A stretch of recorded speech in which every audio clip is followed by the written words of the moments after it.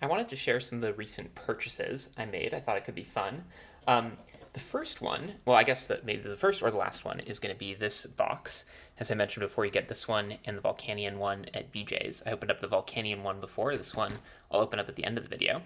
But before that, I loved the amazing rare cards from Vivid Voltage. Jake and I opened up a couple of them when we did the box together.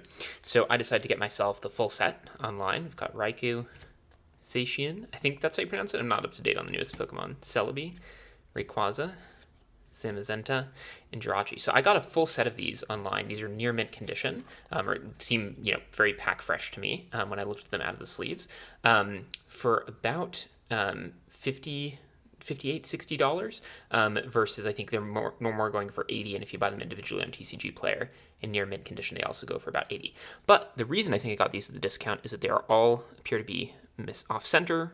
I don't know if you call that miscut, right? The top border is just way smaller than the bottom border. And the most interesting example of this is, I think it's the Zamazenta. It's actually crazy how off center this one is. The whole card seems to be slanted sideways. I don't know if you can see that, but the border is just like sideways on the yellow frame. So I guess it's not an issue of cut. That's an issue of print, I think, right? The card was just printed like this. Might have been cut correctly.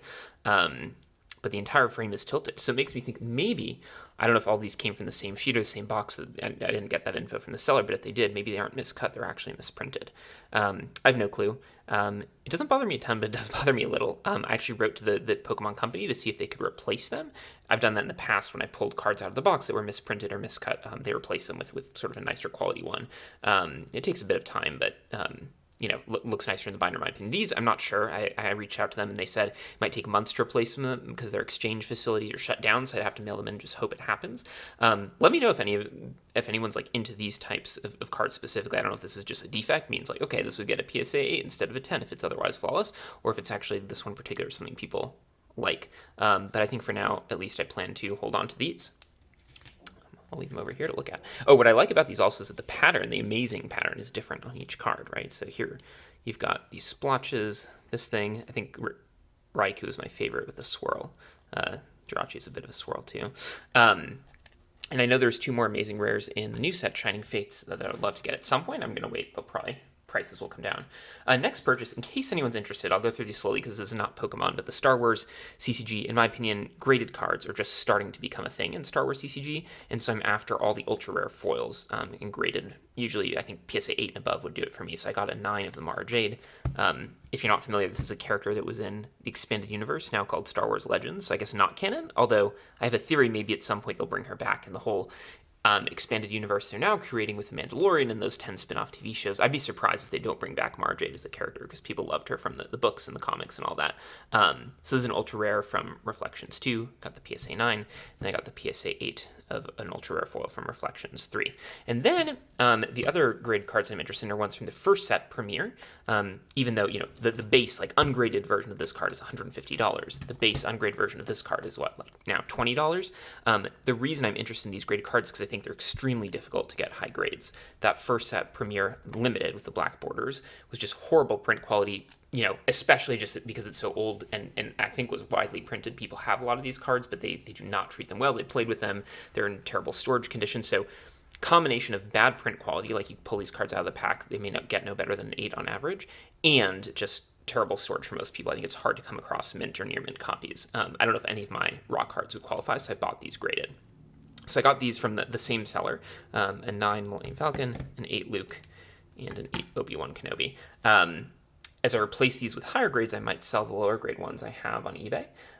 We'll see if anyone bites on those. But in my opinion, those are the only graded cards I'm interested in for Star Wars CCG or even Pokemon. It's either cards that are in and of themselves sort of desirable or valuable, like these ultra rare foils, or cards that are difficult to grade.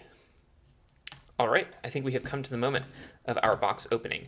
Now, let's see if I can do this without knocking over the camera or being too messy. I want to show off the promos here, too. That's the main reason I got this. Besides for the Evolutions packs, I know those things are going for even more than last time. Also, last time I opened up one of these boxes, it was a Volcanion one, and I said I'm going to give all the cards we open to Jake. And that ended up giving us terrible, terrible luck. I don't think we pulled any hits. So this time, I say I'm going to keep all these cards. Never, ever going to give them away to anyone who wants. Maybe that'll give us good luck. I really love the boxes for these things. I know they're a pain to open. They lead to a lot of waste and trash. A pain to ship also for sellers. But I just love how they look from the box outside. I actually had this one just sitting on my desk for like literally months before I opened it. Here's the Magirna promo. I'm going to put all these in sleeves, but I guess I'll do it later. And yeah, the boxes themselves to me are just enjoyable display pieces, works of art. I think, if I had gotten in on this early enough, I might have even collected the actual sealed boxes of these things with the EX and GX cards that are featured in the middle. And put them on display, but they do take up a ton of space. I wonder if that's going to become a thing in the future, is the unopened boxes might carry a premium. Oh, not just because they're sealed, but even over sealed packs or sealed booster boxes, just because they look so cool. The Mew, I think, is the feature here of the promo cards. I love how this one looks. And these appear to be in good shape. I know in the older boxes they had those terrible ways of pack. Oh, not exactly. Oh well. This is still packed better than the old ones, where you literally had to destroy the card to get it out. There's the Arceus. Okay, we will save evolutions for the end. Breakthrough. I love this set when it came out. I love all the different Mewtwo's. I'll try to share the code cards as well. So if anyone is watching to this point, you can grab those.